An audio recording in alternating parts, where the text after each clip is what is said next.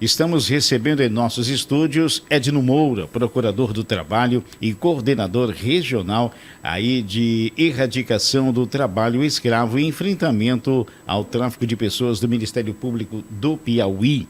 Só agradecemos, né, pela sua presença, pela sua participação, ter aceito o nosso convite e estar aqui com a gente nesta sexta-feira. Edno, bom dia. Bom dia aos ouvintes. Doutor Edno, gostaria de iniciar aqui, até abrindo uma oportunidade para a gente fazer um balanço de várias ações que o Ministério Público do Trabalho tem desempenhado ao longo deste mês de outubro. Primeiro, doutor Edno, sobre o caso do resgate de trabalhadores que estavam na produção de carnaúba, em produção assim, na cadeia produtiva da carnaúba em Castelo do Piauí. Como é que foi desenvolvido esse trabalho lá? Veja bem, a cadeia da carnaúba, que é uma cadeia importante aqui para o estado do Piauí, ela infelizmente foi permeada durante muito tempo por inúmeras violações essas, inclusive, que configuram trabalho escravo, que é a redução de pessoas a condição análoga de escravo. O Ministério Público do Trabalho tem desenvolvido um trabalho muito forte para tentar descontaminar essa cadeia, para que ela continue sendo uma cadeia interessante, atrativa e pujante aqui para o estado do Piauí. A gente tem tido sucessos e depois retrocessos ao longo do tempo e, infelizmente, nesse ano de 2022, a gente tem voltado a resgatar muitas pessoas nessa cadeia produtiva. A gente tinha reduzido significativamente, nós estamos trabalhando a cadeia como um todo, desde o topo até a base, para tentarmos diminuir e erradicar o trabalho escravo nesta cadeia. Infelizmente, em 2023, o número de trabalhadores resgatados cresceu muito, que culminou recentemente nesse resgate que ocorreu no município de Castelo, na zona rural do município de Castelo do Piauí, que resgatou mais 17 trabalhadores. Mas só esse ano, infelizmente, na cadeia da carnaúba, já foram resgatados cerca de 85 trabalhadores. Quais são as violações que os fiscais encontraram nessa cadeia da carnaúba? Veja bem, a cadeia da carnaúba, normalmente, aquilo que a gente chama de condições degradantes de trabalho. E quando você não oferece, enquanto empregador, aquelas condições mínimas. E ela, basicamente, ela está relacionada às condições de alojamento. Esses alojamentos, normalmente, eles ficam ao relento. Esses trabalhadores ficam ao relento durante todo o período de extração da folha ou da palha da carnaúba, sem local adequado para dormir, local adequado para alimentação, sem alimentação adequada, sem água potável. Praticamente horário, né? Exatamente, não tem. Né? Exposto às condições degradantes, principalmente com relação aos equipamentos de proteção, porque quem não está habituado ao trabalho dos cortadores de palha, ali é uma atividade bem perigosa, que causa muito acidente por conta da velocidade que ela palha, exatamente, né? que ela desce, solta, né? Da palmeira. Aí às vezes ela fere o trabalhador, inclusive nos olhos, na face, no peito, levando a acidentes bem graves. Em tempos, né, hoje, né, estamos aí em 2023 e é até estranho a gente falar que ainda exista isso, mas nessas fiscalizações, nessas retiradas desses trabalhadores, foi constatado também que além, né, dos maus tratos com alimentação, condições de dormir, esse alimento, essa dormida mal feita, né, digamos assim, estaria sendo cobrada deles também, retirada dos salários ou não? Ou só mesmo os maus tratos com referência à alimentação e dormida? A questão do alojamento ele não é cobrado, mas muitas vezes a alimentação é cobrada. Então, eles cobram a alimentação desses trabalhadores. Ocorreu um resgate recente também, no mês de julho, em que os trabalhadores eram descontados dos trabalhadores a alimentação que era fornecida pelo empregador. O que não é permitido também, porque esses trabalhadores são deslocados das suas cidades, dos seus locais de origem, e depois eles vão trabalhar, muitas vezes em locais distantes, como era esse caso específico, e ainda tem que pagar a alimentação. Além dessa alimentação não ser adequada e eles não terem controle sobre o preço efetivo da alimentação fornecida. Fica a critério, obviamente, do empregador. Além desses, né, do que já comentamos aqui a respeito de alimentação, de maus tratos, enfim, até às vezes até falta de água, um local para tomar um banho, o que também mais caracteriza, né, esse trabalho escravo? Pois é, aqui no Piauí nós temos o que caracteriza no estado do Piauí, basicamente, são essas condições degradantes. O que é que a gente chama de condição degradante? Porque pelo Código Penal, está previsto lá no artigo 149 do Código Penal, você tem algumas hipóteses que configuram o trabalho escravo. Nós podemos ter o cerceamento do direito de ir e vir, a servidão por dívida, condição degradante, nós temos uma jornada exaustiva de trabalho. No Piauí, ele é caracterizado basicamente por essas condições degradantes. O que é que a gente chama de condição degradante? É todo o conjunto, todo aquele elemento daquilo que é fornecido para esses trabalhadores, que no seu conjunto caracteriza isso que nós chamamos de condições degradantes. E aí vem as condições do alojamento, como foi mencionado, as instalações sanitárias na frente de serviço, que não é decisivo, porque a gente sabe, por exemplo, uma cadeia como a Carnaúba, que ela é móvel, então você precisa se movimentar muito. Em determinado momento você está no local, depois você tem que se movimentar para outra área do Carnaubal. Não é muito razoável que você fique exigindo uma instalação sanitária, já que ele não tem condição de se movimentar. Mas no alojamento você tem que colocar oferecer essas condições sanitárias para esses trabalhadores, o que muitas vezes não ocorre. Então, quando você soma todos esses fatores, aliado à ausência de carteira, aliado à ausência de equipamentos de proteção individual, trabalhadores que às vezes, nessas atividades, eles sofrem acidentes e por não ter a anotação da carteira, o período em que eles estão ali se recuperando de um acidente que ocorreu, inclusive com a palha da Carnaúba, só para a gente ficar nessa cadeia, mas também com a atividade de extração de pedra, eles não recebem durante aquele período, porque eles não estão aparados pela legislação trabalhista nem pela legislação social. Às vezes são até desligados, mandados embora para que a empresa não tenha problema, o empregador, né? Normalmente acontece isso. Se o acidente for um acidente que demanda um tempo maior de recuperação, esses trabalhadores já são automaticamente descartados, devolvidos para os seus locais de origem, sem a percepção dos seus direitos mínimos. Mas então esse conjunto que a gente considera de condições degradantes, que é inadmissível, como você bem mencionou, no atual estágio da civilização humana, né, no século XXI. Doutor Edno, em 2022, as fiscalizações aconteceram de forma muito intensa nas pedreiras, né, onde havia extração de pedra para calçamento, até porque foi um ano eleitoral. Então, esse trabalho foi intensificado. Hoje, como é que está a realidade? Ainda existe essa fiscalização junto às pedreiras? O Ministério Público acompanha essa atividade? Sim, o Ministério Público continua acompanhando o trabalho nas pedreiras. Esse ano já foram fiscalizadas várias. O número de resgatados nas pedreiras reduziu em relação ao ano de 2022, mas também foram feitos resgates, também nessa atividade pedreira. E no ano passado, como você mencionou, nós tivemos esse aumento exponencial, muito em razão do período eleitoral. Né? É sabido que vários municípios no estado do Piauí passaram a calçar suas ruas e aí para isso utilizaram essas pedras. E aí a gente faz até um alerta, porque os municípios eles também têm uma certa responsabilidade com relação a esse tipo de exploração, porque o que ocorre? Eles contratam uma empresa que vai adquirir essas pedras por um preço muito baixo, porque na verdade está ocorrendo uma violação muito grave de direitos ali, que faz com que o custo da extração de pedra seja muito reduzido. E aí estas empresas que contratam com o poder público, normalmente aí o poder público municipal, elas vão lá e compram por um preço muito baixo para poder utilizar no calçamento. Normalmente o valor dessa pedra é muito inferior àquele que foi colocado na planilha da licitação ou da dispensa, conforme o caso, o que faz com que as empresas acabem ganhando muito e os municípios não fazem uma fiscalização adequada. E no momento de assentar a pedra, existem inúmeras outras irregularidades. Os trabalhadores não são registrados, os trabalhadores não têm os equipamentos de proteção individual mínima, ou seja, essa atividade de assentamento, no momento de assentar toda a estrutura, a cadeia de calçamento nos municípios, ela está contaminada.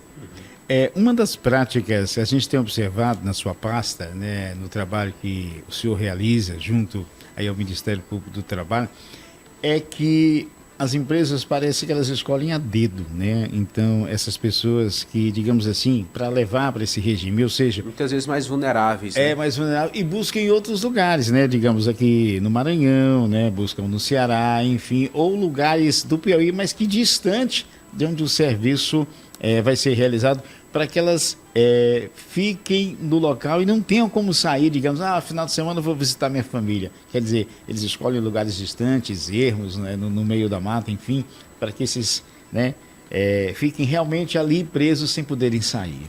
Exatamente. Muitos desses trabalhadores ficam em locais e como eles são transportados lá pelo empregador, eles ficam dependendo desse transporte para poder sair.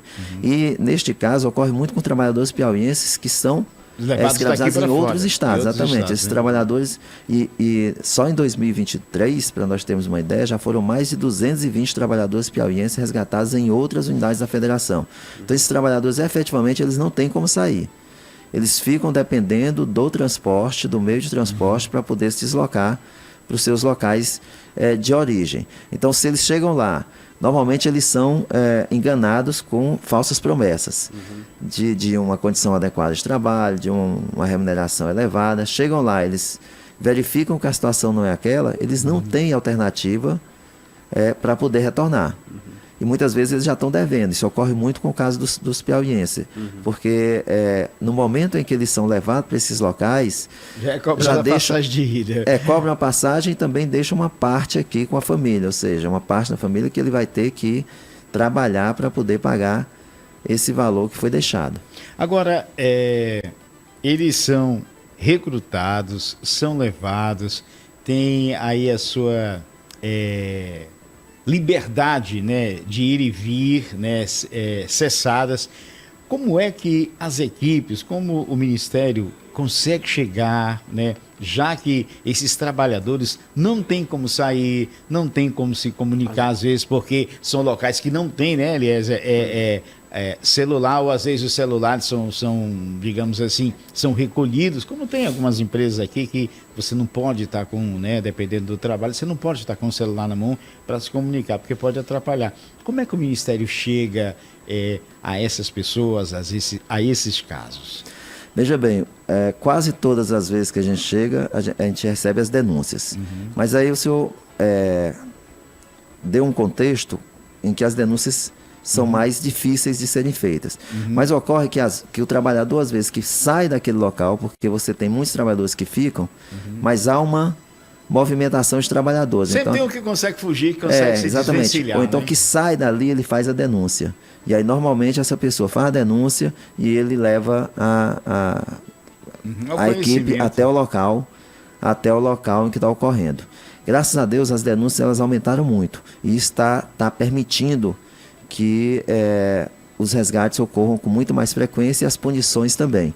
Só para termos uma ideia, que no Piauí, quase todos os resgates que ocorreram em 2022, e foram muitos, só para termos uma ideia, em 2022 o Piauí ficou em terceiro lugar como o estado da federação que mais resgatou trabalhadores. Foram 180 trabalhadores, apenas o estado de Minas Gerais e o estado de Goiás resgataram mais que o estado do Piauí.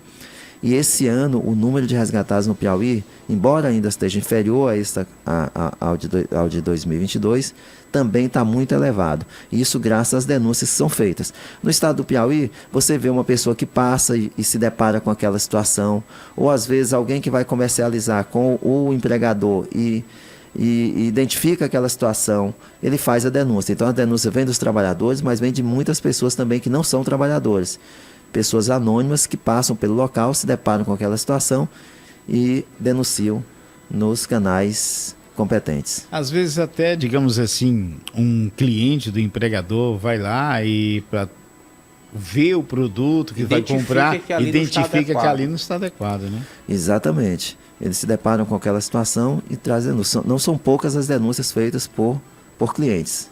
Doutor Edno, é comum que grandes empresas bem reconhecidas, tenham essa prática do trabalho análogo à escravidão? Existe essa realidade ou são assim práticas de empresas menos conhecidas ou de grupos que ainda não estão consolidados? Veja bem, em alguns locais do Brasil, a gente tem identificado empresas que diretamente estão reduzindo pessoas à condição análoga de escravo, mas o normal é que isto esteja na cadeia dessas grandes empresas. Por isso que um foco de trabalho do Ministério Público, a gente já está desenvolvendo isso, é exigir a responsabilização de toda a cadeia produtiva.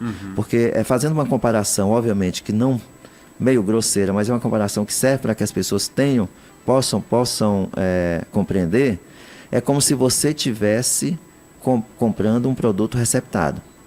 Você esteja praticando receptação. Porque o que acontece? Você está cometendo um crime aqui embaixo e você As empresas que estão no topo, na cadeia, e a gente pode trazer aqui a casa da carnaúba. A carnaúba é um produto muito importante. As pessoas aqui no estado do Piauí... agregado alto. Exatamente, elas não têm condição, quer que utilizar, não sabem exatamente como você utiliza a carnaúba. A carnaúba está na indústria farmacêutica, está na indústria alimentícia, está na indústria eletroeletrônica, está na automobilística, porque tem a cera de carnaúba, exatamente, né, para polimento então, de carros. Ele é um produto que vai para todo lugar do mundo, e é um produto que ele é muito valorizado porque ele é comestível, não é tóxico, não agride o meio ambiente na retirada, porque o que você está fazendo ali é podando a palmeira. Então você está fazendo um bem, inclusive, para a palmeira. Então você tem, ambientalmente é perfeito. Então esse produto, o único problema dele hoje é a questão da cadeia. Então nós estamos mapeando toda a cadeia produtiva, inclusive internacional. Ou seja, inclusive os compradores internacionais, para exigir que eles façam, por exemplo, um mapeamento da sua cadeia, para evitar que nós tenhamos essas violações. E estamos cobrando dela, olha, se você não mapear a sua cadeia, você tem uma preocupação muito grande com o produto. Então, a qualidade do produto você se importa, que é o resultado. Exatamente, examina adequadamente. Mas você tem que examinar também, você tem responsabilidade quanto ao que ocorre, a eventuais crimes que ocorram em todas as outras etapas dessa cadeia produtiva. Então, a partir daí, nós já estamos exigindo que estas empresas elas adotem medidas. Aqui no estado do Piauí, por exemplo, todas as processadoras, e nós temos 4 grandes processadoras aqui no estado do Piauí, que transformam o pó da palha da carnaúba em cera, elas têm termo de ajuste de conduta com o Ministério Público do Trabalho para fazer o monitoramento de sua cadeia e para controlar os seus fornecedores. Então o dono da terra tem que se preocupar, quem transporta, quem beneficia, todo mundo tem que estar atento se não tem alguma contaminação, né, na cadeia produtiva. E todos, exatamente todos. Se nós fôssemos ter uma ideia, o dono da terra ele tem um papel fundamental, porque está previsto na Constituição, embora não esteja regulamentado, então não pode se exigir ainda isso, que precisa de uma lei, mas está previsto a possibilidade de confisco das terras, olha só, onde forem flagradas pessoas sendo reduzidas a condição análoga de escravo, que é o mesmo tratamento, está lá, o mesmo tratamento para aquelas pessoas que plantam, por exemplo, maconha, plantas psicotrópicas, né? Então você está lá que está previsto a possibilidade do confisco. No mesmo dispositivo está prevista a possibilidade do confisco também daqueles que forem flagrados, ou seja, das terras onde forem flagradas pessoas sendo reduzidas a condição análoga de escravo. Não está sendo aplicado ainda porque há necessidade de uma lei regulamentando, mas é só para mostrar como o dono da terra tem responsabilidade e tem que ficar atento para esse tipo de situação. Eu ia fazer aqui uma outra pergunta, mas o senhor falou a respeito que as penas são severas, né, para as pessoas que são identificadas praticando o trabalho escravo para aquelas pessoas que eles convocaram para realizarem trabalhos. Mas especificamente, qual é a pena, o que realmente acontece, né? Porque a gente tem conversado aqui, a gente tem visto que tem aumentado, né? E parece que há uma certeza de uma impunidade, uma certeza de que não vai acontecer nada. Quais são realmente as penas? O que acontece quando a empresa ou o empregador é constatado que ele estava ali forçando, que ele estava praticando esse ato? Essa é uma boa pergunta, porque na verdade o que acontece é que o empregador está sujeito à responsabilidade em todas as esferas. Na esfera criminal, está previsto lá, é crime, então ele está sujeito a uma pena que varia de 2 a 8 anos. E outras penas, porque existem outros crimes que estão sendo cometidos também, que estão previstos no Código Penal. Essa pena, então, pode chegar a um número muito maior. Além disso, nós temos responsabilização na esfera civil. Então, ele está sujeito ele paga sempre uma indenização por dano moral individual e uma por dano moral coletivo. Ele está sujeito a uma série de multas, que é uma responsabilização na esfera administrativa, que a gente chama, além de ter o seu nome incluído na lista suja trabalho escravo, que foi recentemente divulgada. Então, você tem uma série de sanções. Nós conseguimos cobrar, no momento do resgate, tanto a responsabilidade civil, ou seja, paga a indenização por dano moral coletivo, indenização por dano moral individual, normalmente acontece isso, senão a gente move uma ação judicial, e as multas, além de pagar as verbas trabalhistas. E nós temos uma dificuldade muito grande ainda na responsabilização criminal, que faz com que as pessoas ainda se sintam, de certo modo, confortáveis para poder continuar reduzindo pessoas a condição análoga de escravo. Então, o número efetivamente de de punição na esfera criminal ainda é pequeno. Então nós temos uma condenação aqui, outra acolá, e normalmente ela é revertida, e tem sido assim, nos tribunais. E por que está acontecendo isso? Porque nós temos uma dificuldade muito grande de conseguir compreender e enxergar o trabalho escravo contemporâneo hoje. Isso é uma característica do judiciário, sobretudo do judiciário que não trabalha muito essa questão do direito do trabalho, porque quem vai julgar isso aí é a Justiça Federal. Então nós temos juízes que já estão conseguindo enxergar o trabalho escravo, mas nós temos tribunais, principalmente o nosso Tribunal Regional Federal da Primeira Região, que fica em Brasília, que tem absorvido muito desses trabalhadores, porque ele não consegue compreender aquela situação como trabalho escravo. Por que ele não compreende? Eles normalmente fazem uma relação com aquilo que ocorria com o trabalho escravo dos africanos. Certo. Dos que eram traficados para o Brasil, que vinham da África e eram submetidos a cerceamento, a mutilação, a espancamento. E eles não conseguem separar essa situação e fazem essa analogia e acabam absolvendo essas pessoas aqui no Brasil. Já temos condenações, mas nós temos muitas absolvições por conta dessa falta de compreensão adequada do que é o trabalho escravo contemporâneo por alguns órgãos e por parte do Poder Judiciário, sobretudo por parte da Justiça Federal, que é quem tem competência para julgar esse tipo de crime. Nessas incursões em busca de resgatar esses trabalhos, quando o Ministério chega, já foi constatado um exemplo, porque outrora, né, o senhor comentou aqui na época da escravidão, eram trabalhos forçados, né? E hoje, digamos, é um trabalho por dívida, mas já foi encontrado situações que esses trabalhadores estavam forçados e sabiam que estavam sendo forçados e não tinham como sair dali, ou é mais no caso da dívida? É porque cai no campo da interpretação também, né? Na verdade, no estado do Piauí nós não tivemos nenhum caso de trabalho forçado em que você tivesse jagunços, né, impedindo o acesso. Agora, a grande questão é que o trabalho escravo, mesmo o trabalho escravo dos africanos, para poder ter uma compreensão, normalmente o que nós temos e o que a gente faz remissão a gente só consegue enxergar os jagunços, a possibilidade, o cerceamento do direito de devir, ou seja, impedindo as pessoas saírem. Né? Só que o que acontece a senzala, a gente não faz remissão à senzala. As senzalas eram locais absurdos em que os trabalhadores africanos ficavam alojados. Essas senzalas, elas são exatamente iguais a essas que a gente encontra hoje, que são os alojamentos. Então, o trabalho escravo, mesmo naquela época, ele não se restringia nem se limitava ao cerceamento do direito de ir e vir. Mas ele também tratava das condições de trabalho em que essas pessoas eram colocadas. E as condições de trabalho eram as mais absurdas possíveis e degradantes. Então, se a gente tenta enxergar, por exemplo, as senzalas daquela época, a gente vai ver que os alojamentos ali eram inadequados para a habitabilidade dos seres humanos. A água que era fornecida era inadequada, a alimentação que era fornecida era inadequada. Além das torturas, né? Exatamente, ainda existia um fator que fazia com que o tratamento ainda fosse um pouco melhor do que o tratamento de hoje. Porque aquelas pessoas eram compradas. Então ele era um produto, era uma coisa. E todo mundo que tem uma coisa, você tenta tratar dela para que ela possa te servir o máximo possível. Quando a gente compra um celular, a gente cuida daquele celular para que ele nos sirva o máximo possível. Ele vai estragar no final, a gente já sabe, mas a gente vai querer que ele nos sirva o máximo possível. Era a mesma coisa que acontecia com os trabalhadores africanos que eram traficados da África. Eles eram coisas e eles tinham que conservar aquilo para que eles pudessem servi-los o máximo possível. Então havia um melhor tratamento para a área de saúde para esses trabalhadores do que hoje.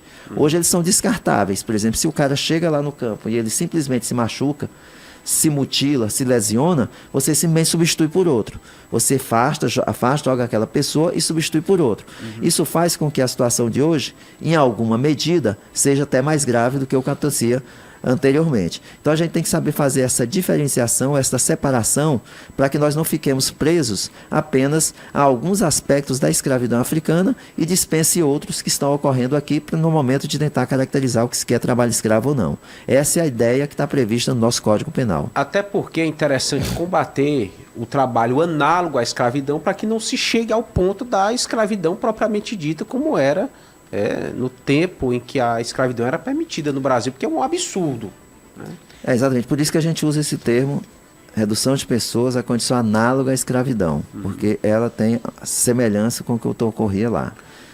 Doutor, aproveitar a sua oportunidade também para tratar de outro tema, assédio sexual. Isso pode acontecer em algumas empresas e o Ministério Público teve aí uma ação reconhecida pela Justiça em relação a uma prática de assédio que ocorreu em uma determinada empresa contra uma funcionária. E aqui o relato fala que desde a pandemia, em algumas reuniões virtuais, essa colaboradora era assediada e aí o Ministério Público conseguiu comprovar, caracterizar de fato o assédio. Como é que foi esse caso? Veja bem, o assédio sexual, infelizmente, ele também ocorre com muita frequência nas empresas, mas as trabalhadoras, com receio, inclusive, de perder o emprego, obviamente, elas acabam não denunciando ou deixam para denunciar, muitas vezes, quando são demitidas. Que aí fica muito mais difícil a colheita de alguma prova ou demonstração de que efetivamente ocorreu aquele fato. Porque também você vai precisar da colaboração dos outros funcionários e eles também estão empregados e eles não vão querer, obviamente, testemunhar uma situação dessas, correndo o risco de perder o emprego. Nesse caso específico, as trabalhadoras tiveram essa coragem de denunciar ainda durante o período de trabalho. Então, isso facilitou demais. No caso, foi mais de uma trabalhadora que denunciou? Sim, parece que eram 2 trabalhadoras nessa situação. Então, como a denúncia ocorreu durante o ambiente, foram trabalhadoras que não tiveram receio de, durante o curso do contrato de trabalho, fazer a denúncia, ficou muito mais fácil você identificar e punir o empregador. A punição, obviamente, do Ministério Público do Trabalho é uma punição na esfera civil, mas a gente encaminha para a apuração também na área criminal. Interessante que aqui, durante reuniões, o relato conta que o empregador, no caso o chefe, alguém superior, pedia que a funcionária, depois da reunião virtual, ficasse a sós com ele, ali online ainda, e começava a entrar na intimidade da colaboradora, fazendo perguntas que não tinham relação nenhuma com a atividade profissional. Então, esse registro ele deve servir de exemplo, inclusive, né, doutor Edno? Exatamente. É importante, inclusive, para que as pessoas possam identificar nesses casos e tentar fazer a denúncia. A denúncia, só para a gente complementar, ela pode ser feita, inclusive, anônima. Obviamente que, para você conseguir comprovar o assédio sexual por denúncia anônima, é quase impossível. Você vai precisar identificar a pessoa mesmo, para que você possa coletar os elementos necessários para que possa ser aplicada a sanção e a punição adequada para o assediador. Tem que ter um contato com a pessoa que denuncia até para saber os detalhes de fato, aquilo que pode ser comprovado, né? Exatamente. Se é um indício, se efetivamente nós estamos diante de um indício, né, antes da apuração, diante de um indício de assédio sexual mesmo. E a mesma coisa vale para o assédio moral, que também é uma prática bem recorrente. No caso, o denunciado tem o direito também de se manifestar, de apresentar a sua versão? Sim, todo inquérito no Ministério Público do Trabalho, embora o inquérito seja inquisitivo pela própria natureza, mas a gente sempre abre a oportunidade, ainda na fase de investigação, para que as pessoas apresentem suas manifestações e as provas em sentido contrário, antes da formação da convicção. Aí depois, o procurador convicto, depois que ouviu as partes, coletou as provas, foi a campo, ouviu testemunhas, e aí se ele tiver convicto de que efetivamente ali nós estamos diante de uma lesão, de um assédio, no caso do assédio sexual, é que ou chama para assinar um termo de ajuste de conduta, quando ele vai ter que pagar todas as verbas indenizatórias, a coisa toda, cumprir uma série de obrigações, ou então, diante da recusa, o Ministério Público move uma ação civil pública em face daquele empregador. Com referência a esses casos, tem chegado muitas denúncias? Não chegam muitas denúncias. Não chegam, São raras as denúncias medo, que chegam, exatamente. Pelo receio. Toda essa dificuldade, né, que você tem tem o receio, né, de perder o emprego. Não é fácil no cenário que a gente está vivendo, né, já há algum tempo. Então as pessoas têm medo, então não chegam denúncias de assédio sexual. Então é importante. Eu recentemente estive numa instituição falando sobre assédio sexual. Eu não vou falar aqui, obviamente, mas hoje tem uma investigação sobre assédio sexual, inclusive uma instituição de ensino, né? Praticado por professor que também é assédio sexual, professor Com alunos. com alunos. A gente tem visto, infelizmente, muito no mundo do esporte também, né? Os treinadores de atletas, né? Atletas campeãs, né? Que passaram por situações, mas aí chega um ponto que o atleta, ou enfim, a pessoa assediada não aguenta mais e explode, né? Exatamente. Porque no início você tem aquele sonho porque você está de se desenvolver, Quer crescer. naquela Chegar ao atividade, seu quer crescer, objetivo, né? você vai até resistindo, mas isso acaba aviltando demais, afetando você A coisa vai se psicologicamente de alguma complicando, forma se que dificilmente afunilando, né? você consegue resistir. Não é fácil. Eliezer. Com um procurado, do Ministério Público, para denunciar esses crimes, tanto no que diz respeito às condições análogas à escravidão, ou assédio moral, assédio sexual, como entrar em contato com vocês? Pois é, nós temos vários canais disponíveis. Tem um canal mais simples de você fazer, que é o Disque 100, porque não é um canal do Ministério Público do Trabalho, mas eles encaminham todas as denúncias que são feitas via Disque 100 para o Ministério Público do Trabalho, mas nós temos os nossos canais. Nós temos um mais simples, que é pelo nosso WhatsApp, que aí a pessoa pode encaminhar as fotos, pode encaminhar os vídeos, que é o 99544-7488. É um canal mais simples, 99544-7488. E nós temos o nosso site, em que se você ingressar lá, você colocando no site de busca MPT Piauí, vai direcionar para a nossa página. O WhatsApp vai estar lá no site disponível para você Também entrar vai em estar lá o WhatsApp. E aí você tem lá uma páginazinha de denúncia também, é bem autoexplicativa, você preenche aqueles dados, as informações. Na questão da redução de pessoas a condicionado de escravo, é muito importante que, se possível, a pessoa tenha algum vídeo, alguma foto, que a gente já faz uma triagem para verificar se de fato aquilo pode configurar ou não, antes de planejar uma operação. Se tiver essas informações é muito mais fácil. Com relação aos outros tipos de denúncia, o máximo de informação possível. Tráfico de pessoas também, no caso. Tráfico de pessoas também, tráfico de pessoas principalmente para fim de trabalho escravo, que é a saída de trabalhadores do estado do Piauí para ser explorada. Crianças estão sendo traficadas, mulheres estão sendo traficadas, porque todas elas têm algum tipo de relação com o trabalho. Inclusive, em 2016, nós tivemos uma mudança no Código Penal, e aí o tráfico de pessoas para fins de trabalho escravo ele passou a ser previsto de uma forma muito mais clara no Código Penal, com uma pena, inclusive, maior do que a própria trabalho escravo. A pena mínima ficou a pena de 4 anos, de 4 a 8 anos. Então é importante que as pessoas façam denúncia também com relação ao tráfico de pessoas. Então, queremos agradecer, né, o nosso entrevistado de hoje, e lembrando que você precisa denunciar, porque eu estava dando uma olhada aqui, a ONG estadunidense Free the Slaves fala que atualmente no mundo existe 27 milhões, né, de pessoas com trabalho análogo à escravidão. Muita gente, né, doutor? Muita gente no mundo todo. E no Brasil, nós temos uma política pública repressiva que é reconhecida mundialmente. Esse trabalho de repressão do Brasil no trabalho escravo, ele é exemplo para vários países do mundo que não tem este mesmo tipo de planejamento no combate ao trabalho escravo. Mas, infelizmente, no Brasil nós temos um problema, que é a prevenção e o atendimento dessas vítimas, que é bem deficitário. Então, nós temos uma política pública repressiva muito elogiada, muito boa, com grupos móveis que se destacam o Brasil todo, mas nós não temos uma política pública de prevenção para evitar que essas pessoas sejam submetidas à condição análoga de escravo.